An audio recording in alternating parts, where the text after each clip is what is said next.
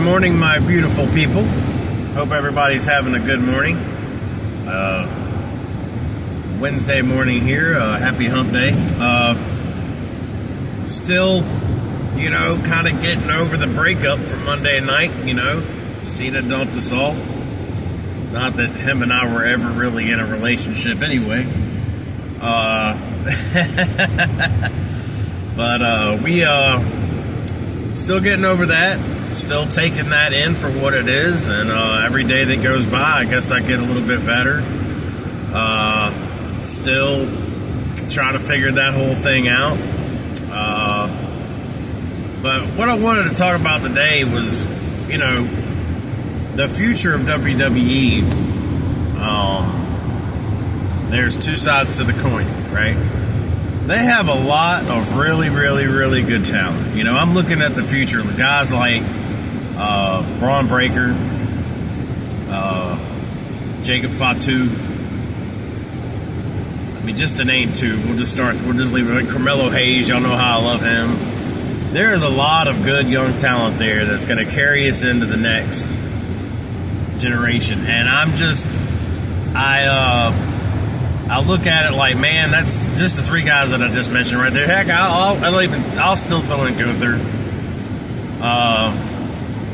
I just feel like the future is good with the talent, and I think that the future is bright with those guys.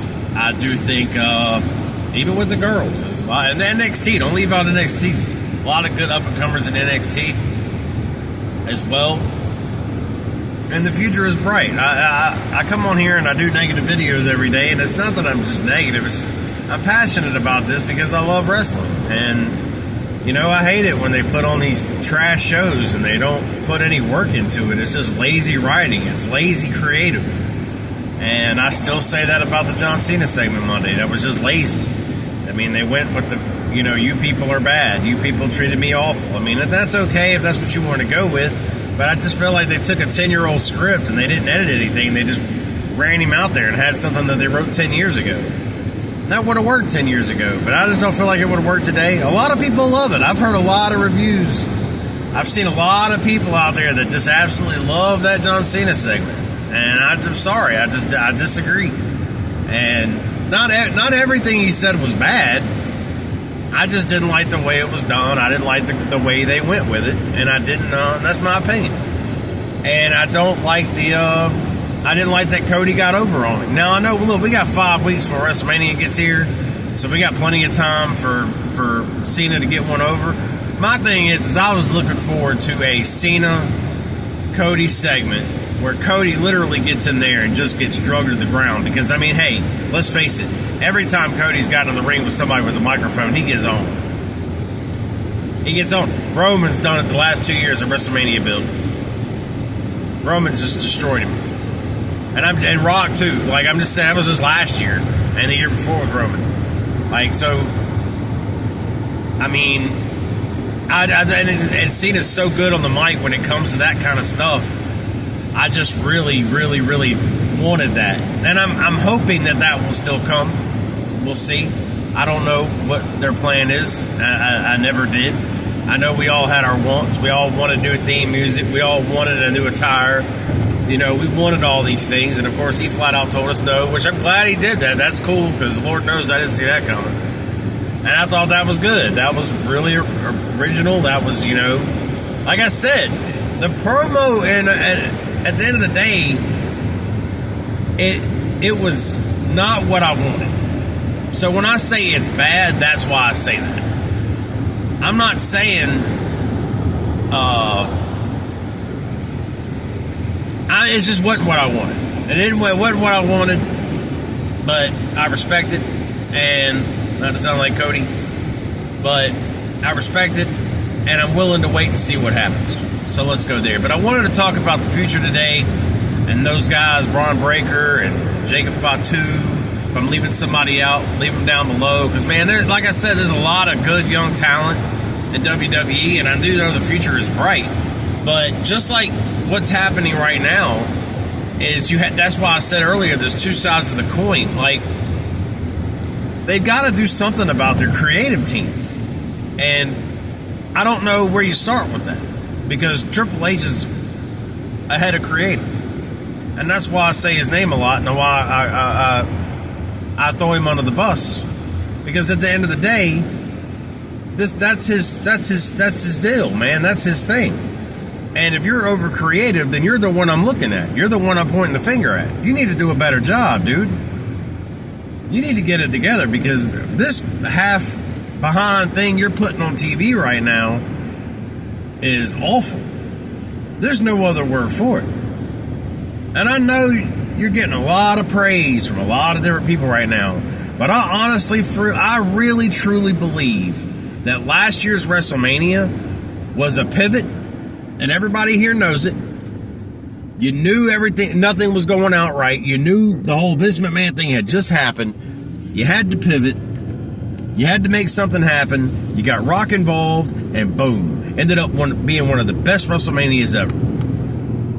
Well, then this year, yeah, you saw the numbers from Netflix just dropping. And we're getting closer to WrestleMania, and the numbers are continuing to drop. So what do? You pivot. And I firmly believe, after hearing everything that I've heard, is they went to Cody and they were like, hey, we're going to have Cena in the main event against you. One of you's got to be Hill. Go Hill. And he was probably like, no, I'm not doing that. Because, I mean, his merch is off the shelf. I mean, it's killing it. He's a good guy. He's a face. The kids love him. And I'm kind of with that. Don't turn him heel right now. Not yet. So I totally got that part. And then they were like, all right, Cena, what do you think about going heel? And he was probably like, you know what? Who cares? My last year here anyway. I wanted to do it 10 years ago. We'll do it now. Because he's a company man. Cena's going to do what's best for business. Always has. So that's what happened. That's when that conversation took place. And here we are. And things were kind of thrown together last minute. And I also believe that's why there's no new music. That's why there's no new attire. And though I agree with that, I think it's stupid. Again, I don't agree with it at all. I see what they're doing and why I guess I understand why they're doing it. That doesn't mean nothing. It's just dumb.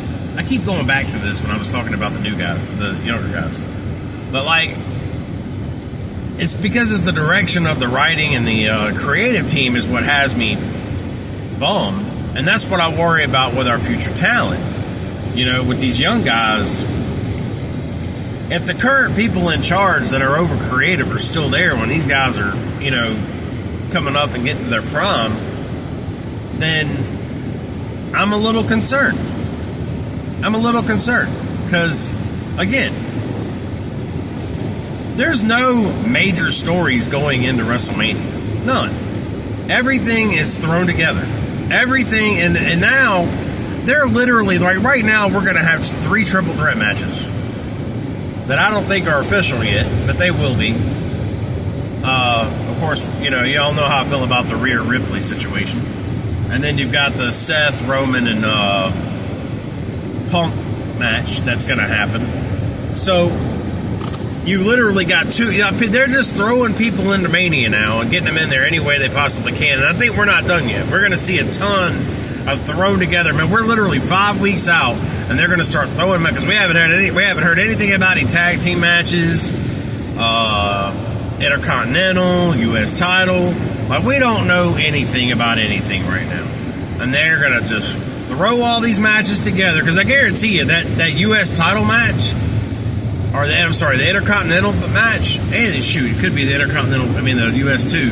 These mid-card titles are probably going to be multi-man matches. They're going to be more than one-on-one. You're probably going to have a 3 or 4-man ladder match or something like that. They're doing everything they can to get everybody involved in Mania. But you've got no story. And that's why we love wrestling. We love wrestling for the stories. We love for the emotional attachment we get to some of these stories.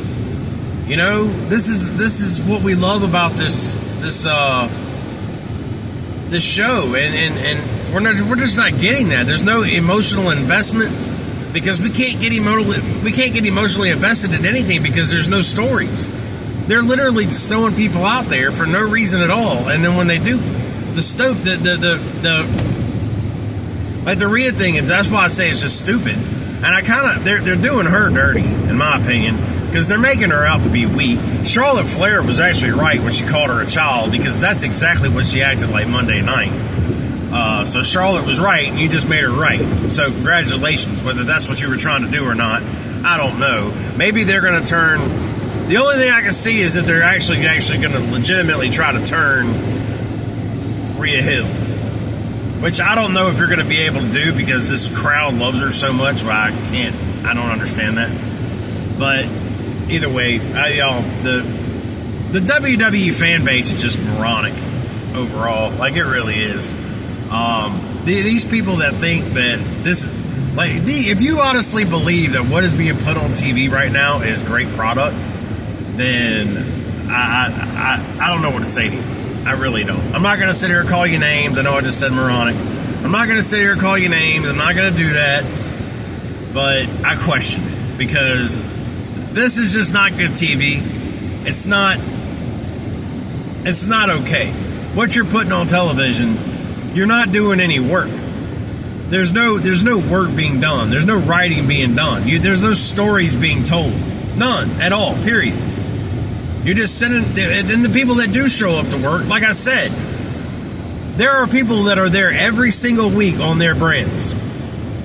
And they're fighting every single week, or they're doing something every single week. They are there.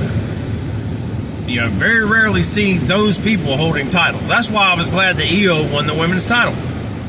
Even though it really turns out to be nothing. Because, you know, and I've even heard people on reviews say everybody really wanted to see Rhea versus Bianca. Okay, cool.